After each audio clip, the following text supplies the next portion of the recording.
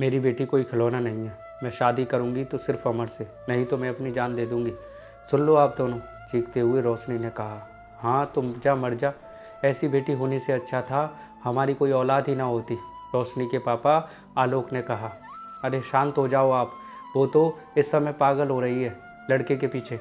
आप तो अभी समझो, रोशनी की मम्मी दीपा ने अपने पति को समझाया। क्या शांत हो जाऊं? हमारी इकलौती बेटी उस रईस बाप के आवारा और बिगड़ैल लड़के के चक्कर में हमसे ऐसे बातें कर रही है। हमने इसकी खुशियों के लिए क्या क्या नहीं किया, और ये उस गलत लड़के के चक्कर में पागल हुई जा रही है। अरे लड़का सही होता मैं क्यों मना करता, पर वो लड़का बिगड़ा हुआ होने के साथ साथ लड़कीबाजी भी करता है। सारी कॉलोनी उसके बारे में जानती है कि वो कितना गलत है, सिवाय इसके। और पहले तो ये भी उसे गलत ही कहती थी। अब पता नहीं कौन सा पाठ पढ़ा दिया है उसने इसे कि उसके प्यार में ही पड़ गई। गुस्से में आलोक ने कहा। कोई पाठ नहीं पढ़ाया, और लोगों का क्या है, वो तो कुछ भी बोलते हैं। हाँ मैं मानती हूँ कि पहले वो गलत था, पर अब वो सुधर गया है वाकई, और अब तो अपने पापा का काम भी संभाल रहा है। एक बार उससे मिलकर तो देखो, रोशनी ने कहा। एक बार उससे मिलकर देख लेते हैं, बात करने में हर्ज क्या है, दीपा ने पति को समझाया। ठीक है, एक बार बुलाओ उस लड़के को, मैं भी तो देखूं क्या है ऐसा उसमें। कल बुलाओ सुबह 11 बजे उसे, आलोक ने कहा। रोशनी दीपा और आलोक की इकलौती बेटी है। आलोक की एक गारमेंट की शॉप है और दीपा एक स्कूल में टीचर है। घर में सब खुश हैं, पर रोशनी अमन नाम के लड़के से प्यार करने लगी है, जो उसकी कॉलोनी के पीछे वाली कॉलोनी में रहता है और उसी के कॉलेज में पढ़ता है। अमर के पापा भी बहुत बड़े बिल्डर हैं, और उनका बेटा अमर बिगड़ा हुआ, शराबी और एक नंबर का लड़कीबाज है। अगले दिन सुबह 11 के आसपास अमर रोशनी के घर आता है। उसकी बातों को सुनकर लगता ही नहीं है कि ये वो ही बिगड़ा हुआ अमर है। उसी दिन अमर के जाने के बाद आलोक, दीपा और रोशनी बात करते हैं।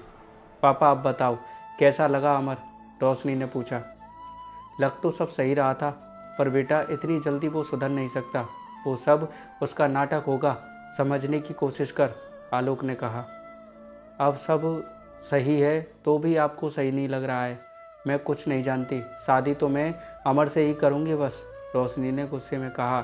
6 महीने कहने सुनने के बाद आखिरकार आलोक और दीपा रोशनी और अमर की शादी के लिए राजी हो गए। बेटी की खुशी के आगे उन्हें झुकना पड़ा, और कहीं ना कहीं उन्हें भी लगने लगा था कि अमर सही हो गया है, और धूमधाम से अमर और रोशनी की शादी हो जाती है। शादी के 10 दिन बाद जब बेटी घर आती है तो उसकी आंखें में खुशी की जगह मायूसी दिखती है। पूछने पर भी कुछ नहीं बताती, बस कह देती है कि आपकी याद आती है।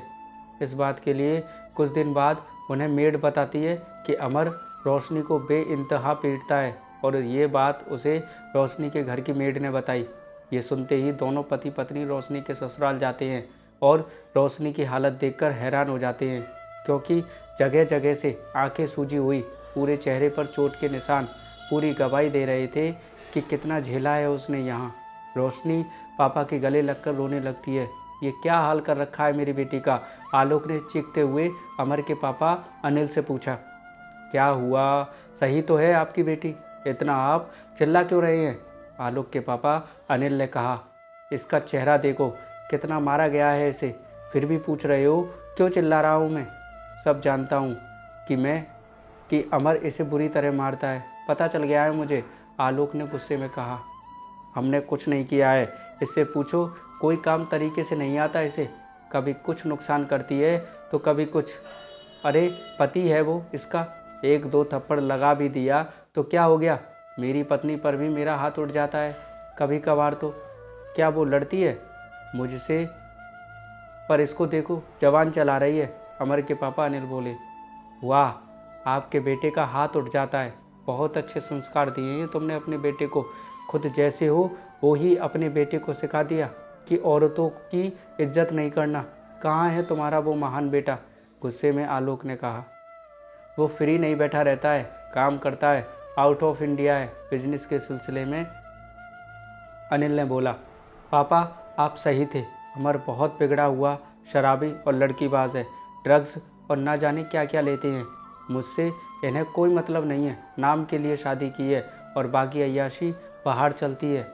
और कुछ समझाने की कोशिश करो तो जानवरों की तरह पीटते हैं मुझे, और बाहर भी वो किसी काम से नहीं बल्कि अपनी अय्याशी के लिए गए हैं। रोशनी ने कहा, हाँ तो क्या हो गया, लड़का है, बहक जाता है। इस लड़की को किस चीज़ की कमी है?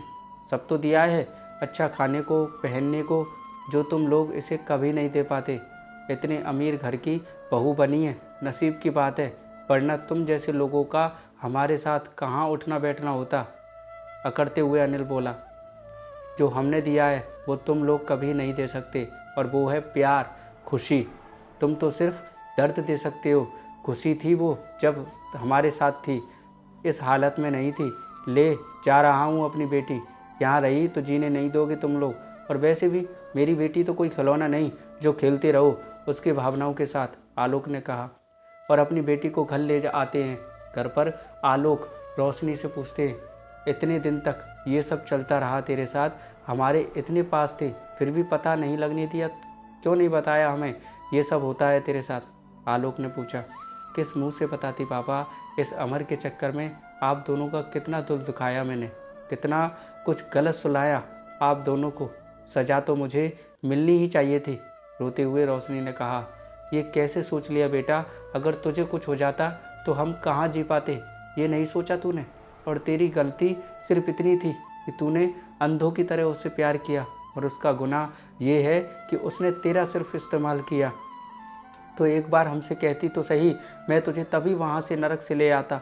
उनके लिए तू कुछ नहीं है, पर हमारे लिए तू अनमोल है। ये बात हमेशा याद रखना बेटा, और हिम्मत कभी नहीं हारनी चाहिए, ना ही ऐसे गलत लोगों को सहन करना चाहिए। आलोक ने अपनी बेटी को बहुत ही प्यार से समझाया। जी पापा। और रोशनी अपने पापा और मम्मी के गले लग जाती है। समझ नहीं आता कि कुछ लोगों को दूसरों को दुख देकर क्या मिलता है। कितनी आसानी से दूसरे की बेटी की भावनाओं के साथ खेलते हैं लोग, जैसे वो कोई खिलौना हो। शर्म नहीं होती ऐसे लोगों को। तो दोस्तों, आपको क्या लगता है कि उस लड़के का इस लड़की के साथ ऐसा करना सही है?